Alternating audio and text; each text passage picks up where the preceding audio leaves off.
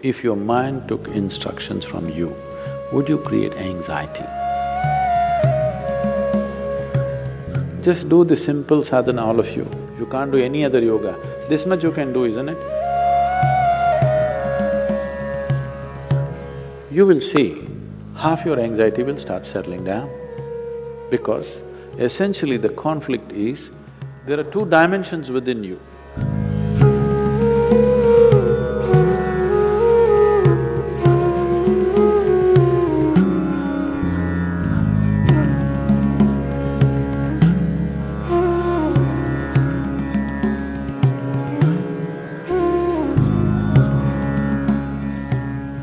If your mind took instructions from you, would you create anxiety? No. So don't look for answers elsewhere. It is just that your own physiology and your psychological patterns not taking instructions from you. So you said so many things, I try, whatever these big words are floating all over California particularly, about surrendering to it, about letting it go, about… Not for one person has such a thing worked, ever. Has it, I'm asking you? You have anxiety, try to let it go. Does it go? Even a damn flu doesn't go. Yes or no? Even a simple cold does not go, you say go, does it go? So, let's not get into this fanciful states of surrendering, these are all words thrown around. Nobody knows what is surrender. Because when it happens, you will not know it has happened. You can't do it, I surrendered. How's that possible? So, leaving those things, essentially, as I said, you have not read the user's manual of how this works.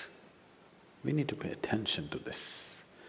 The system is made in such a way, if you hold your hand like this, it'll work one way. If you do like this, it'll work another way. If you do like that, it'll work another way. It's a phenomenal process. If it was a simple thing, we could have just beaten it into shape with hammer and anvil, okay? It's too sophisticated. It's a phenomenally complex machine. One needs to pay a certain level of attention to be able to use it for what it is designed for. Otherwise, it'll get itself messed up. Now, there may be many factors, there may be genetic factors, there may be sociological factors, there may be growing up issues, various things. But do not ascribe your problems to any of those things. The important thing is just this, you are not able to have your mind the way you want it. That's the only problem you have, isn't it? The moment you ascribe it, I'm like this because my father was like that, I'm like this because my grandfather's genetics were not okay, you're finished. Because we can't change those guys now. Yes? You can't choose a different father or a different grandfather now, it's over. But you can transform this. You must understand, still it doesn't matter you have anxiety disorder. Still, if you put a piece of carrot, there is an intelligence here which can transform a carrot into a human being. That means every day a new body is being manufactured within you, isn't it? In parts, a new human being is manufactured every day. When the very source of creation is functioning within you and a new human being is constantly being created, if you take little charge of that, you can create an entire new physiological and psychological process. This happened to us some time ago. Last year, we were trekking in Tibet. I was in a tent, I was doing some work and another person was cutting an apple. One of these porcelain knives these days. So the other person around says to this person, "It's a very sharp knife, be careful." It irritates me a bit. I look like this because he's a grown man. If it's a child, it's different. Then we have to watch how he uses the knife. It's a full-grown man.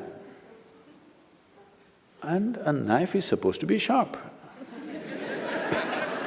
If it's not sharp, why do you call it a knife? So I ignored it and continued to work. In another 2 minutes, she says again, "It's a very sharp knife, be careful." I said, "Come on, he's a full-grown man, leave him alone, he knows how to use this knife. This stupid knife can't he handle? It's not some earth-moving machinery or spacecraft or something that he doesn't know how to handle. It's a knife." She says, "No, Sadhguru, it's a very sharp knife." All right. And I continue what I'm doing. In another 2 minutes, she whispers to him, "Please be careful, very sharp." And in another 2 minutes, he cuts his finger. Then I give up, okay. This is all that's happening. This is all that's happening with life. You have an intellect for which you don't have a stable enough platform. Or in other words, you have a sharp knife, a very sharp knife a very sharp knife in your hand, but your hand is not steady. Please see, it's your own mind which is causing all this pain, isn't it?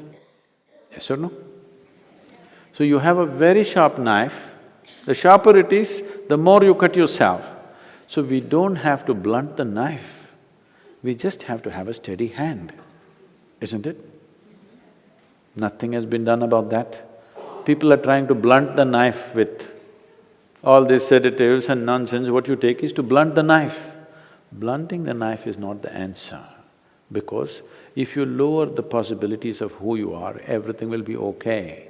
If you remove half of your brain, you will be quite peaceful. Because it takes some brain to cause anxiety. If we really remove half of your brain, you will be quite peaceful and you may even be happy, actually. Nothing bothers you. You'll be okay. All right? But that's not what we're looking for.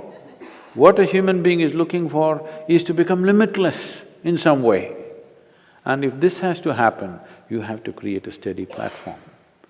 Knife need not be taken away, knife need not be blunted.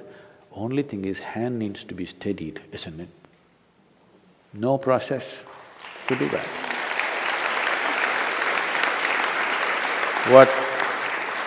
What inner engineering means, what yoga means is just this. When I say yoga, being in California, don't imagine all those impossible postures. Yoga does not mean postures, yoga means union, okay? The word yoga literally means union. This is the first form of union. Your right and left. This is called as Pingala and Ida in yoga, the masculine and the feminine within you. Just put it together, just do the simple sadhana, all of you. If you can't do any other yoga, this much you can do, isn't it? What you do is something that concerns your life. It could be the sun coming up. Sun is coming up. Without sun coming up, you wouldn't exist on this planet, isn't it? The warmth of life is going on within you only because the sun comes up. Without the tree exhaling oxygen and you exhaling in carbon dioxide for it and this exchange happening, you wouldn't be alive, isn't it? Like this, look at it, the food that you eat, the sun, the earth that you walk upon, air that you breathe, water that you drink, people who live around you, whatever, you choose anyone. Just do this, put your right and left together perfectly, not like this, perfectly, okay?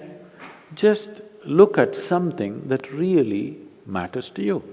Maybe the sun, maybe the sky, maybe the cloud, maybe a tree, maybe a person, maybe a child, an animal, it doesn't matter what.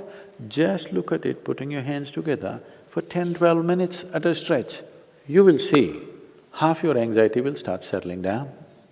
Because essentially the conflict is, there are two dimensions within you. I don't want to go into an elaborate description of this, because the yogic physiology goes elaborately into this.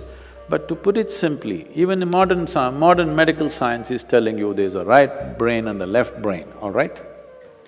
Just put these two things together, look at with utmost love, and appreciation towards something that matters to you. It could be your wife, it could be your husband, it could be your child, a tree, a dog, sky, sun, moon, whatever. Every one of them are vital for your life, isn't it so? Yes? Whatever you can relate to. Putting these two things together, just look at them with utmost pleasantness that you can generate, recognizing how important they are for you. Many things will change. This is the first form of yoga. If I do this, it'll become difficult. And there are many ways to do namaskar, like this, like that, like that. This is the most simple thing. Start here, okay